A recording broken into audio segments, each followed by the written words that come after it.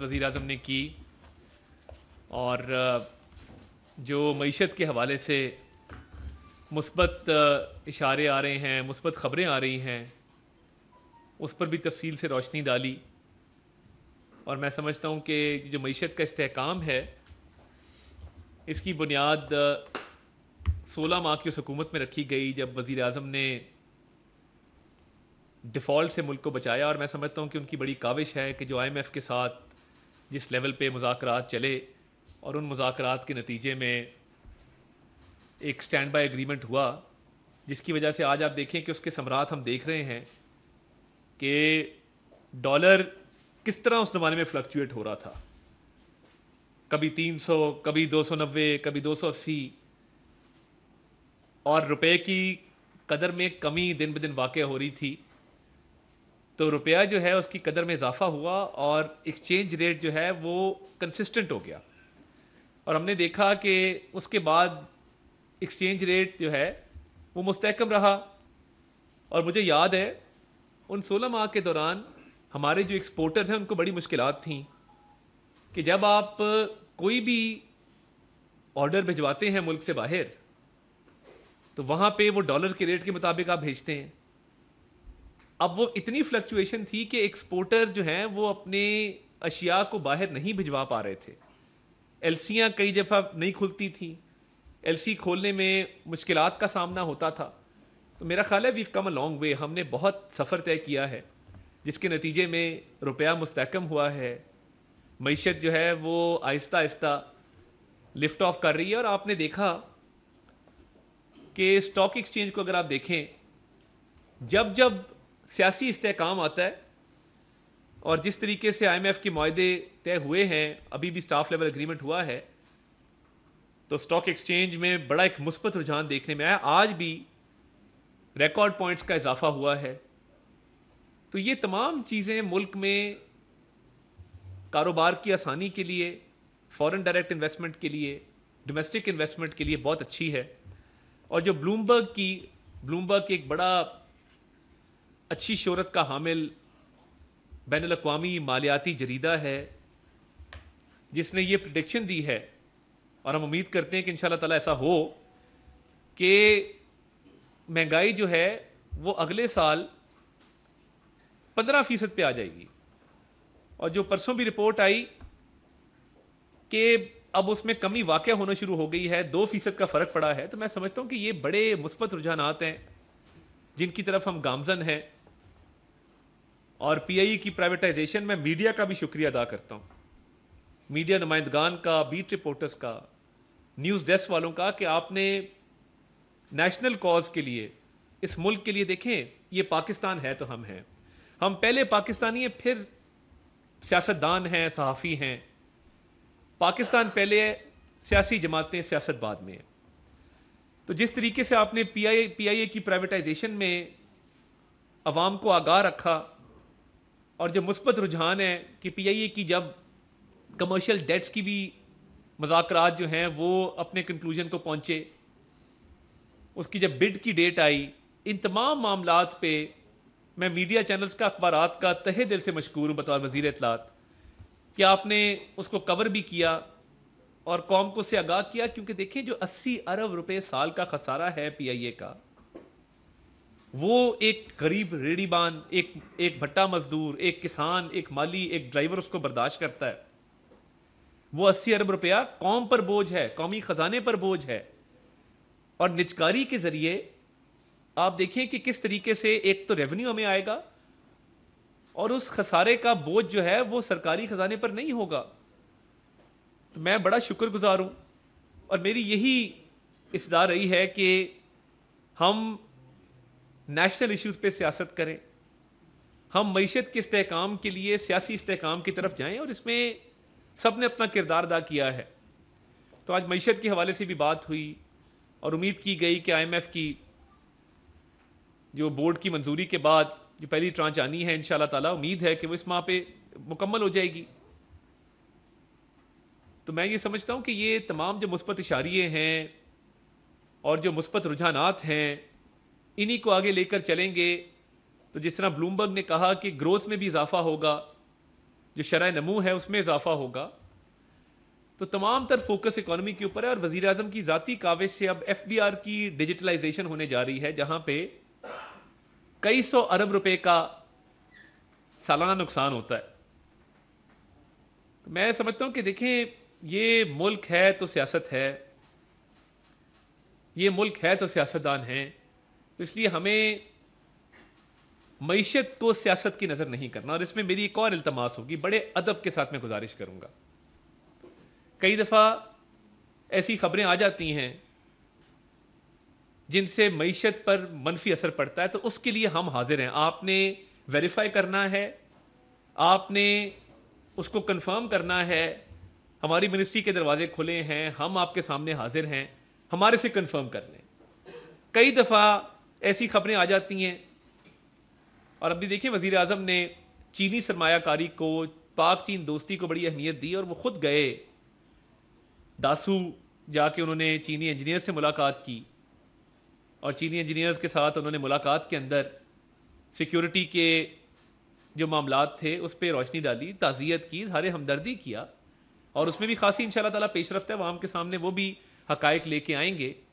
اور چینی سیکیورٹی پہ وزیر اعظم 4 سے 5 میٹنگز کر چکے ہیں.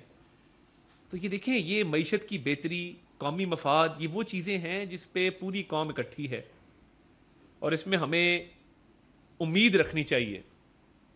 اور جو امید ہوتی ہے, امید سے بہت سے مسئلے حل ہوتے ہیں. اور امید ایسے شخص سے ہے جس کا نام شہباز شریف ہے, جس نے ماضی میں ڈیلیور کیا ہے, جس نے ماضی میں 12.5 سال میاں نواز شریف کی قیادت میں اگر آپ دیکھیں پنجاب کے اندر, تو پنجاب کا نقشہ بدلا. اس کے بعد اب مریم نواز شریف صاحبہ بہت اچھا کام پنجاب کے اندر کر رہی ہیں. تو دیکھیں, یہ امید اور جو ڈیلیوری ہے یہ ساتھ ساتھ ہے. اور میں سمجھتا ہوں کہ آج کابینہ کو تفصیلی بریفنگ اس حوالے سے بھی دی گئی, اور باقی معاملات بھی زیر غور آئے, اور اس پہ بڑی سنجیدگی سے غور ہوا. اور ہم نے اب آگے جو چیلنجز ہیں ان سے نمٹنے کے لیے مزید حکمت عملی بھی بنانی ہے, اور سیاسی جماعتیں اس پر انشاءاللہ تعالیٰ اکٹھی ہوں گی. پارلیمنٹ کے فورم پہ بھی آج ایک گرینڈ الائنس کا بھی ایک اعلان کیا گیا ہے. تو اس گرینڈ الائنس میں باقی کون سی جماعتیں شامل ہیں وہ نام نہیں بتایا گیا. ایک جماعت نے اس کا اعلان کیا کوئی احتجاجی لاہ عمل کے حوالے سے, مگر اس میں اور کون سی سیاسی جماعت شامل ہے اس گرینڈ الائنس میں؟ گرینڈ کا مطلب ہوتا ہے ایک بڑے اسکیل کے اوپر, ایک بہت اعلیٰ سطح کے اوپر. تو گرینڈ الائنس میں کوئی 1-2 جماعتوں کا نام اگر بتا دیتے تو اچھا ہوتا. اور میں سمجھتا ہوں آج خوش آئند ہے کہ ڈاکٹر عاصم صاحب جو فزیشین ہیں, بشرا بی بی کے, انہوں نے آج ان کی صحت کو تسلی بخش قرار دیا ہے. اور جو ایک افواہ سی چل رہی تھی وہ دم توڑ گئی ہے, اور انہوں نے اس حوالے سے ٹی وی پہ انٹرویو بھی دیا, اور کہا کہ وہاں پہ ان کو کوئی ایسی دقت نہیں ہے جس کی وجہ سے کوئی صحت کی خرابی کا معاملہ ہو.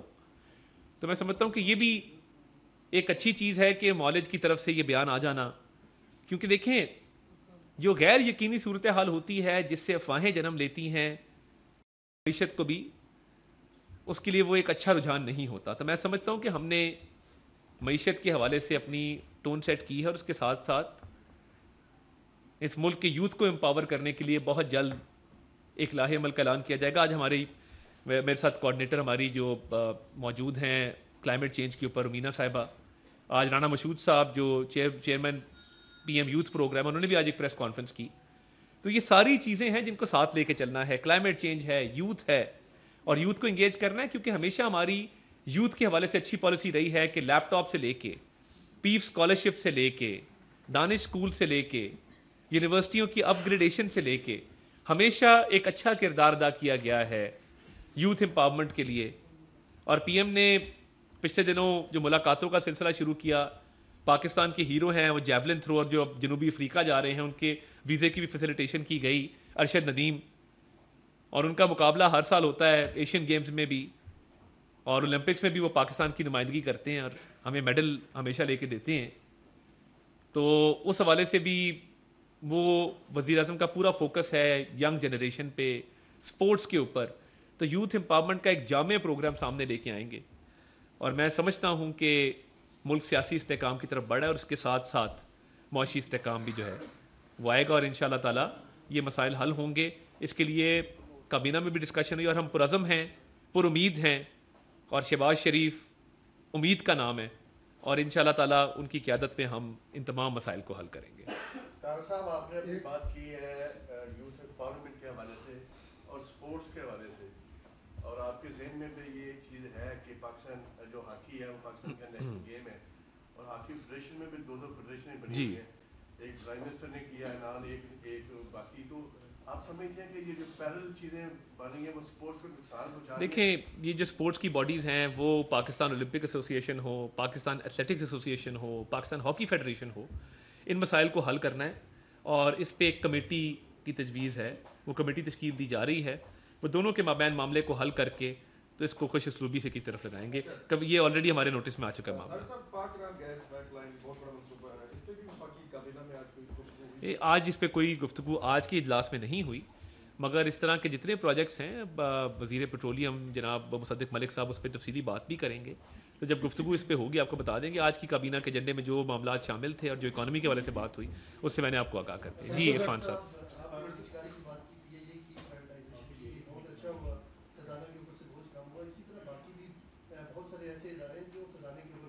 جی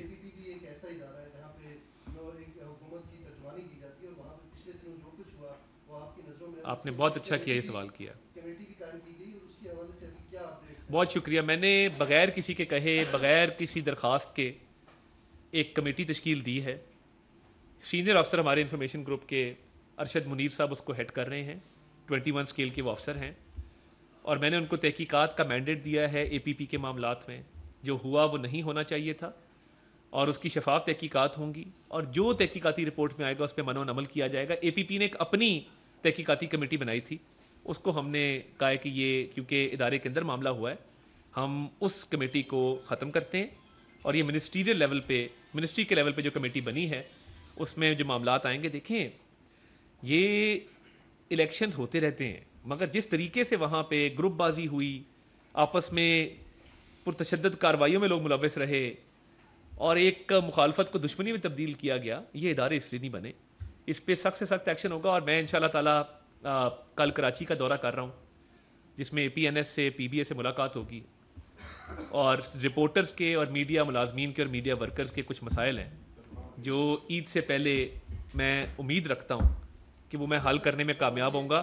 اس میں جی وہ انکوائری کمیٹی بن گئی, اس پہ دیکھیں جتنی کم کی بات کی جائے اتنا بہتر ہے. انکوائری کمیٹی اس لیے بنائی گئی ہے کہ وہ جو بھی ریکمنڈیشن دیں گے, نہ میں بات کر کے ان کو انفلوئنس کروں نہ آپ کریں. انکوائری کمیٹی امپاورڈ ہے, ارشد منیر صاحب پہ سب کا اعتماد ہے, وہ جو رپورٹ لے کے آئیں گے اس میں جو بھی ہوا اس پہ عمل کریں گے. اور جو میڈیا ورکرز اور صحافیوں کے میں نے بات کی, کراچی دورہ کرنے کا مقصد صرف یہ تھا کہ پی بی اور اے پی این ایس سے کچھ ہماری بات چیت ہوئی تھی, اس کے نتیجے میں ہم نے کچھ حل نکالا ہے. کوشش ہے کہ کچھ عید سے پہلے میڈیا ورکرز کو بھی اس میں ریلیف دیا جائے. کل باضابطہ پریس ریلیز کراچی سے جاری ہوگی. بہت شکریہ. پی ایم کا ایک